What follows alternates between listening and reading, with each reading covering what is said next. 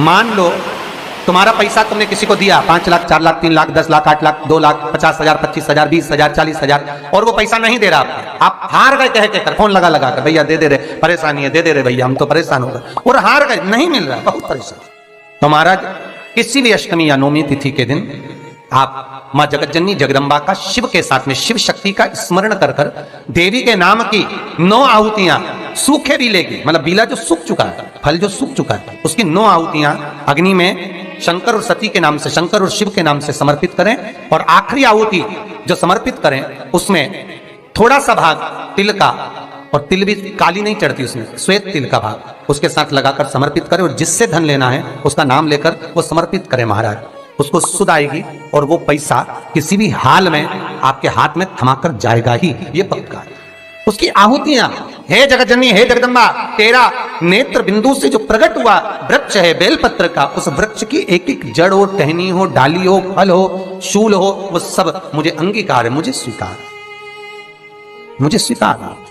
उसका आनंद सुख देने वाला है जगदम्बा। मां पार्वती शिव जी के साथ में आनंद में विराजमान। और एक निवेदन आप सबसे कहूंगा, प्रयास करिएगा जीवन में 2 रोटी कम खा लो पर किसी से कर्जा मत लो। और एक शिवलिंग के अंदर केवल अकेला शंकर नहीं है, जहां पर गोल धारी पर शिवलिंग रखा हुआ है वो जगदम्बा पार्वती का हस्त कमल है। जहां पर से पानी नीचे गिर रहा है उसका राइट भाग में गणेश और लेफ्ट भाग में कार्तिकेय है। बीच में शिवलिंग के सामने जो मोटी सी लाइन है वो शंकर भगवान की छोटी लड़की अशोक सुंदरी है। शंकर भगवान के ऊपर जलाधारी में से जो बूंद बूंद पानी गिर रहा है वो साधारण नहीं, शंकर भगवान की 5 लड़कियां जया, विषहरा, शामली बारी, दोतली और देव है। शंकर भगवान के 13 की 13 बच्चे एक ही शिवलिंग में विराजमान है। और जहां पर शिवलिंग ऊपर की ओर रखा हुआ है वहां पर 33 कोटि देवता विराजमान है। जहां से शंकर का पानी चढ़ा हुआ निकल कर जाता है वहां पर 64 योगिनियां और 33 कोटि देवता हाथ की अंजलि लेकर जल का आचमन करते हैं। जब सारे देवता वहां पर हैं तो हम भटके क्यों? हम क्यों जाएं यहां से वहां? क्यों जाएं? अब मर्जी तुम्हारी है, तुम चाहो तो ये थोड़े दिन इस देवता को भज लो, थोड़े दिन उस देवता को भज लो, सारे मंदिर में घूमते रहो, बात तो वही है।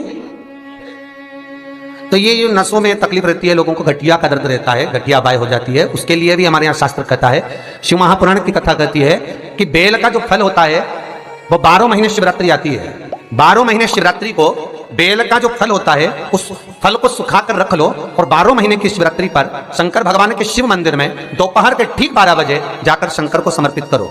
1 लोटा पानी चढ़ा दो, बेलपत्र समर्पित कर दो, उस बेल के फल को उठाकर लिया और उस बेल के फल को उठाकर उसका थोड़ा सा भाग अपने भोजन में या आहार में उसको ग्रहण करना प्रारंभ कर दो। बस थोड़ा सा भाग।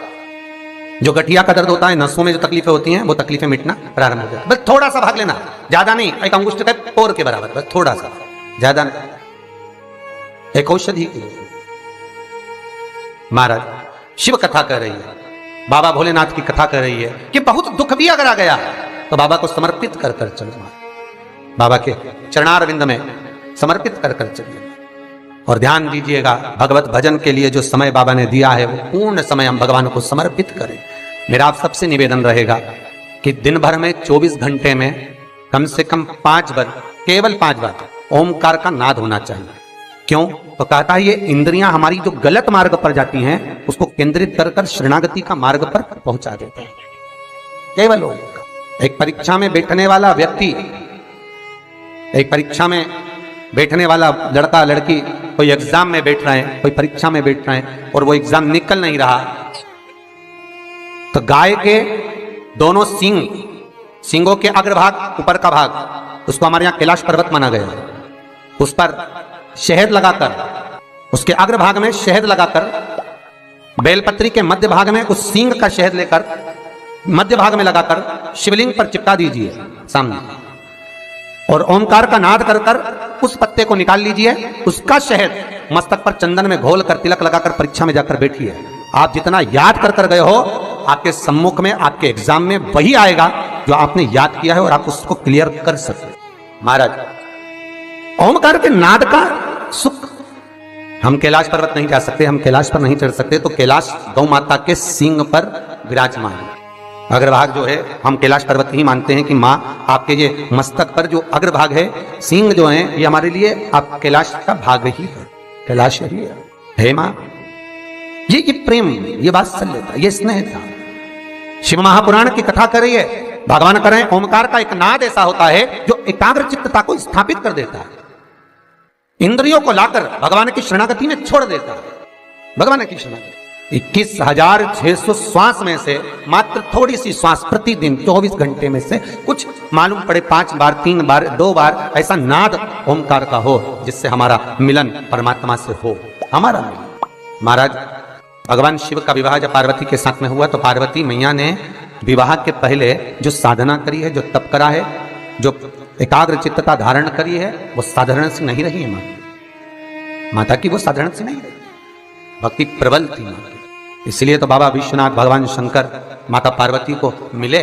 और विचार करिएगा जरा, आज भी माताएं अच्छा वर पाने के लिए, कन्याएं उत्तम पति पाने के लिए अगर आराधना करती हैं तो शिव की करती हैं, शंकर की, माँ जगदन्नी जगदम्बा की, अम्बा की, दुर्गा की। क्यों?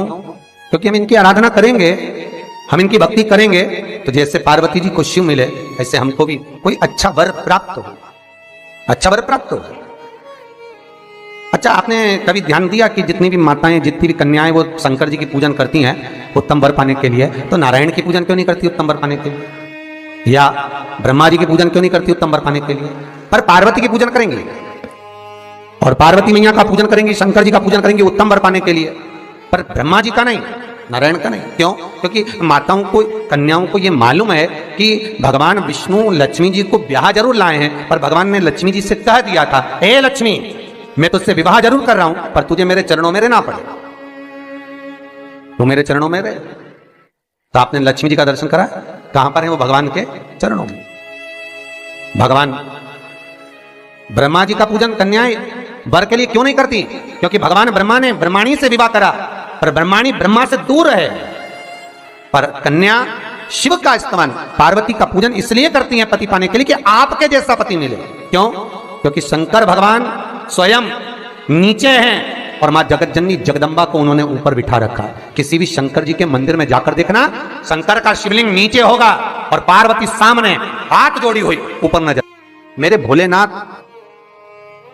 अर्धांगिनी का आदर करना जानते हैं, सम्मान करना जानते हैं कि तुम अग्रभाग में रहो, ऊपर रहो, सम्मान आपको मिलता रहे क्योंकि आप हमारी अर्धांगिनी हो। शिव भले नीचे हो, आप तो जाओ महाकाल का दर्शन कर लो, महाकाल में भी आप जाएंगे, मल्लिकार्जुन में चले जाओ, चाहे आप त्र्यंबक चले जाओ, चाहे आप सोमनाथ चले जाओ, रोज आपके यहाँ सोमनाथ के भी दर्शन आते होंगे, है महाकाल का दर्शन आता, कभी दर्शन करना। महाकाल बाबा नीचे हो, पार्वती जी बिल्कुल दीवार में बिल्कुल सामने ऊपर, सोमनाथ जी नीचे, जगदम्बा सामने ऊपर, बाबा वेदनाथ नीचे, जगतजननी ऊपर।